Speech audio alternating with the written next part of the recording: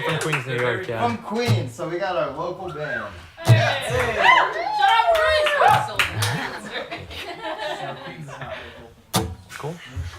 Who said that? I live in Queens. Cool. My name is Jorge. I play in a band called Fear Not Ourselves Alone. Today I'm just alone. Fear not, bud. I'm gonna play some old songs and some new songs. And your father's other daughter isn't talked about. In voidless submission, she'll be buried alone in a closet weather casket, well dressed and with flowers, gendered with her father's name. But buried alone, but buried alone, but buried alone, but buried alone. Oh, Father, what about the rest of my life after you die? If I'm as lonely as you claim, I will never survive. Without you by my side, it's haunting. There's spirits in this house, they're from my childhood. It's in this one dream I have, I'm speaking stuttered Spanish. Yo quiero decir, you sit silently. I'm in my rock star makeup, and you're singing karaoke. And I hear a mother scream our shared name in the middle of the night. Love me tenderly as I die in your arms. Why won't you hold me as I come?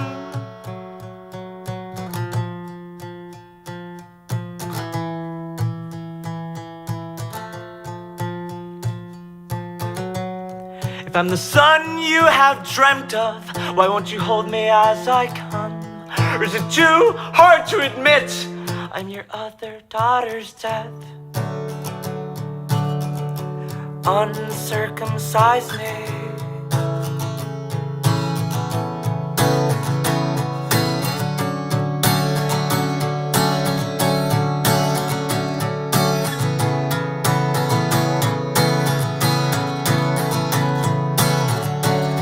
I'm your other daughter's death, uncircumcise me.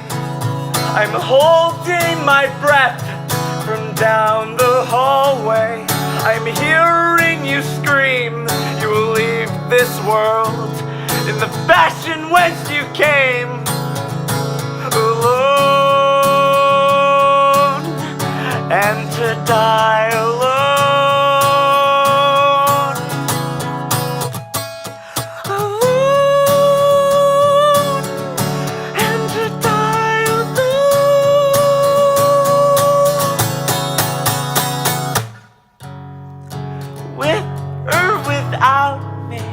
Ultimately.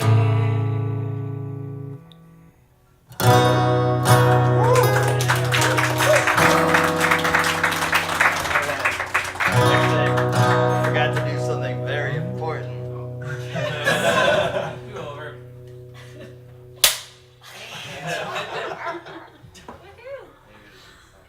Do you want to do that in between each song? No. We just need to do like once, like at best for each artist. Okay. That works. Once for the entire album.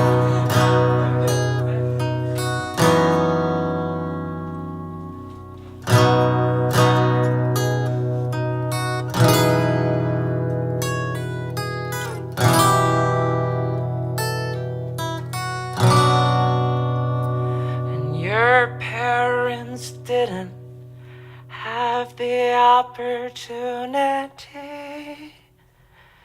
You have to be depressed.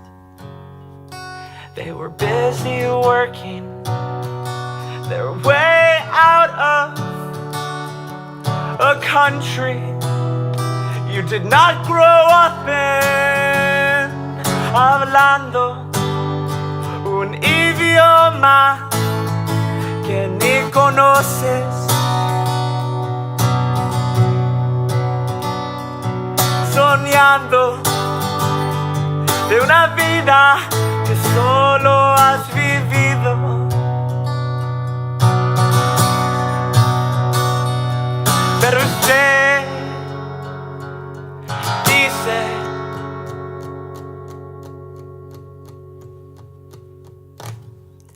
que solo estás deprimido y que ellos no saben de los sueños.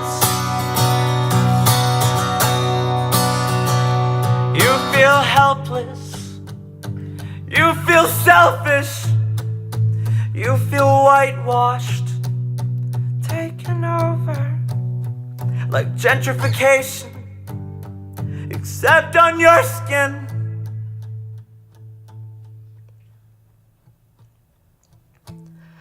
I am the Spanish sun with the Spanish blood. I am a symbol of my mother's unspoken trauma.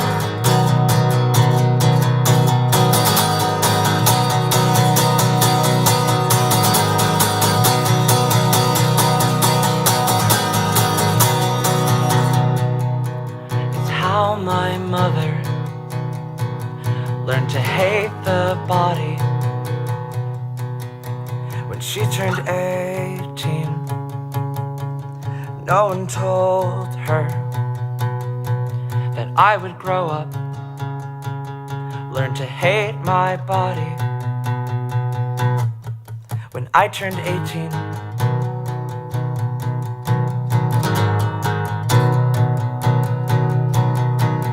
who stole her worth? Who held her mouth? Who took her trust?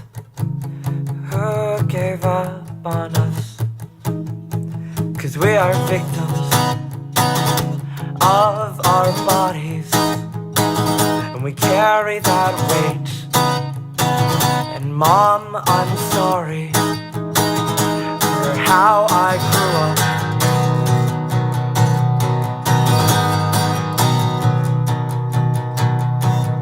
You shouldn't hate your body. 'Cause you shouldn't hate your body. 'Cause I am trying not to hate my body. So I really need you not hate your body.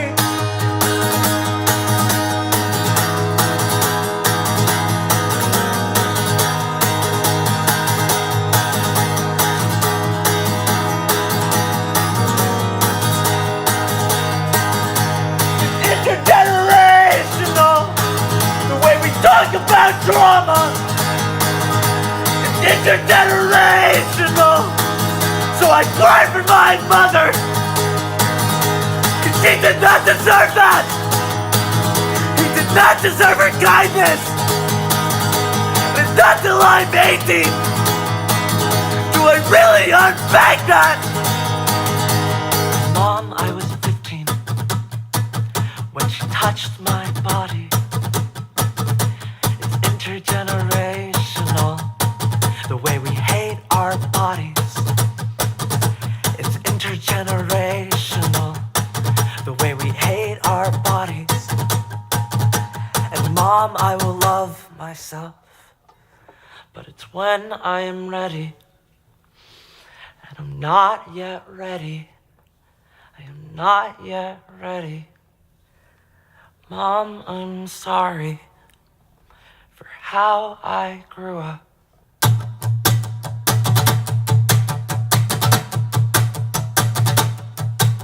And you were born yourself alone. It's the name that your parents gave you. It does not agree. It's the way that society reads you, reads you, reads you, reads you, reads you. And you were given a gendered experience. It's cause your name it provides a gendered experience. And the world it is fucked in peculiar ways. The world it is fucked up in every conceivable way. It's cause if you go by they, them, my God, they will judge you. It's cause if I go by they, them, my God, you're already judging me. Oh, oh, oh, oh, oh, oh, oh, oh, oh, oh.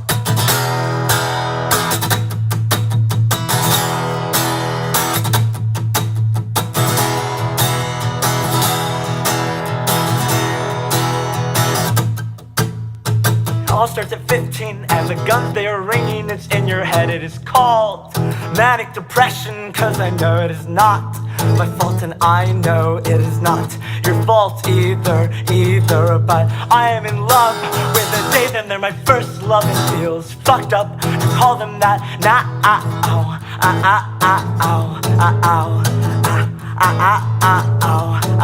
But would it be worse to say that I want their body parts of the world should reflect the way that their body works?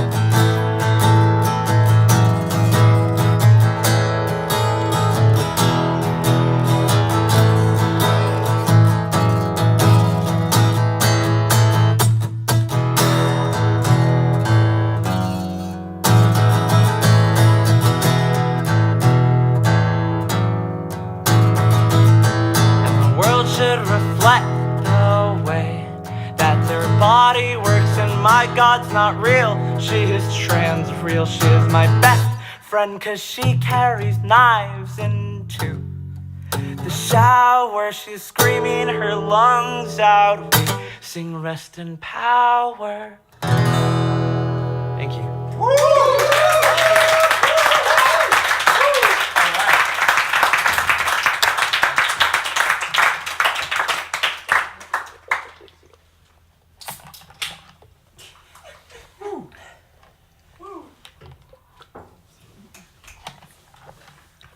That was awesome.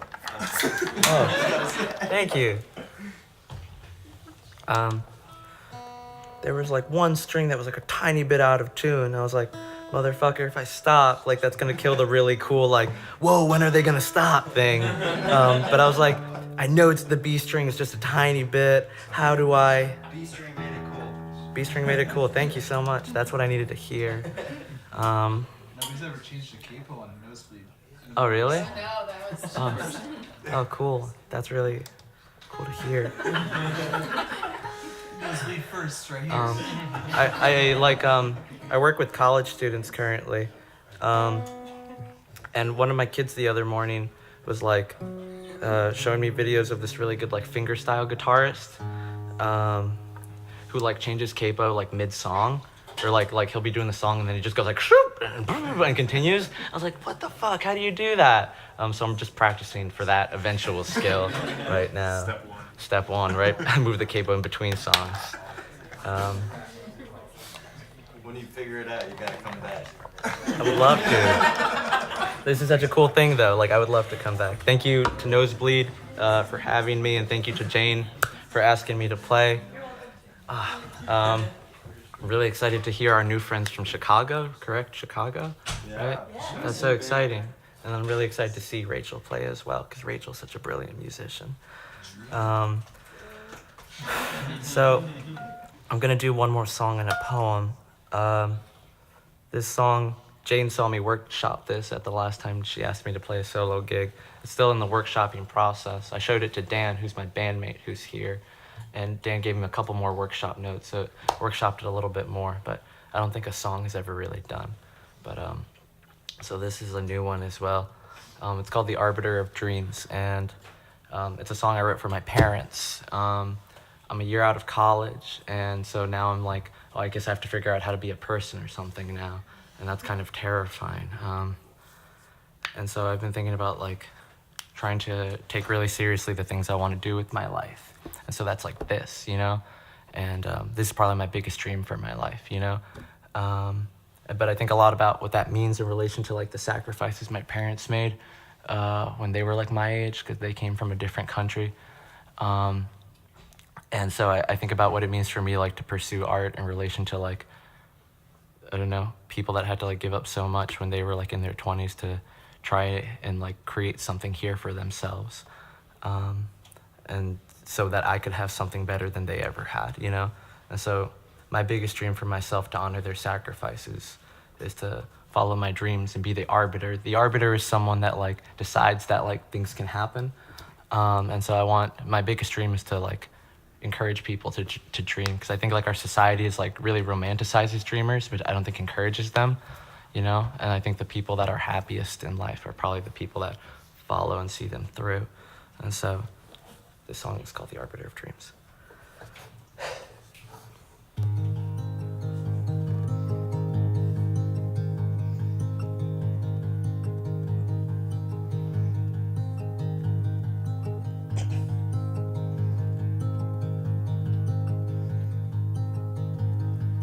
Peeling oranges in Florida, Pablo Neruda sings my name. It's an ode to pronunciation. It's in my parents' last names.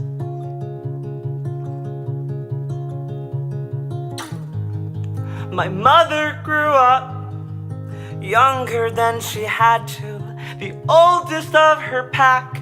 She fought off her sister's bullies, and my father joined the army right when he turned 18, and his father's hair turned gray. He's the father of 8 children. Most turned out deadbeats, but my father was not the same. My father was not the same. My father was not the same.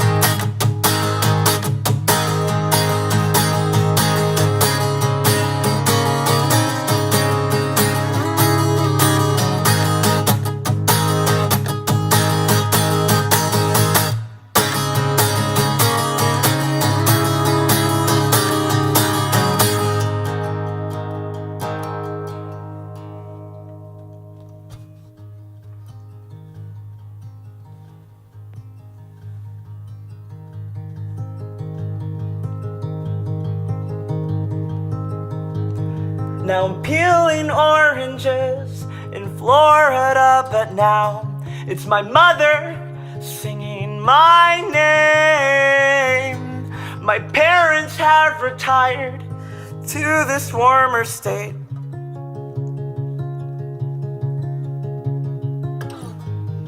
It's an ideal scenario, so I bite my tongue about this being where people go to die. Cause I love their drooping faces, and I love how they laugh loudly, and I love their American dreaming, and I love this house in Florida, and they can always visit my sister. And goddamn, I hope I'm not a fuck up.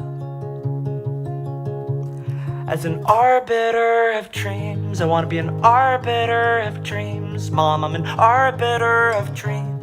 Dad, I'm an arbiter of dreams. I'm an arbiter of dreams. I'm an arbiter of dreams. I'm an arbiter of dreams. I'm an arbiter of dreams. I am arbiter. Tell me if this makes sense to you. Your body is a narrative. It doesn't start when you're born, but rather it's always and always and always. It's when my mother is beating the shit out of an 8th grader for picking on her little sister.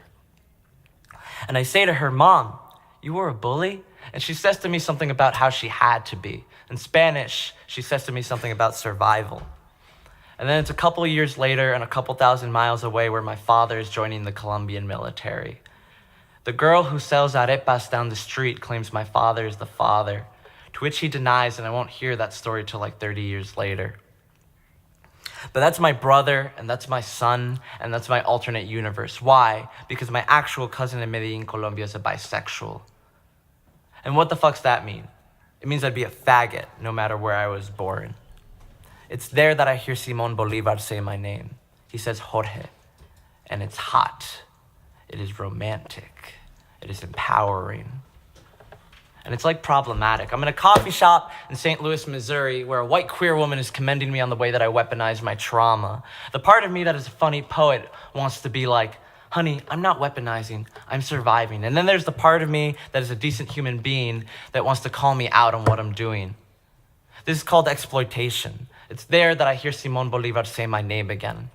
Except this time it's by my middle name, Ivan.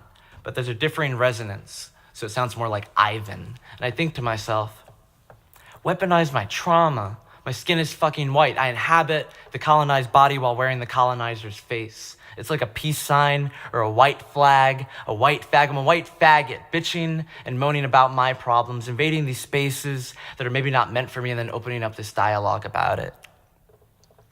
And Virgos, we hate to be the center of attention. But men, they love that, and I'm a man. Or I'm socialized as one or something, and always intertwined into these amalgamated histories. But it's modern society, it's the person I want to be when it's Jorge, or Ivan, or Ivan, or Ivy. It's there that I hear Oscar Wilde scream. He is screaming behind the jail cell bars he met with at the intersection of his destiny and his desire. He is screaming to me something about how maybe we can all be beings of multiplicities. And I want to say to him in reply, I want to scream, then maybe we can all be Latinos, and maybe we can all be faggots too, and maybe there's potential for love outside of trauma. Maybe there's potential for love outside the burden weight of our parents' debts. Maybe there's potential for love in the queer body. Maybe we're more like souls, airy beings with ethereal names floating and crashing into one another, developing a new language for compassion as we hurt each other. But my discourse, it's shaped like a halo. It's maybe angelic in its delivery, but it's circular nonetheless, perhaps ending right where it began.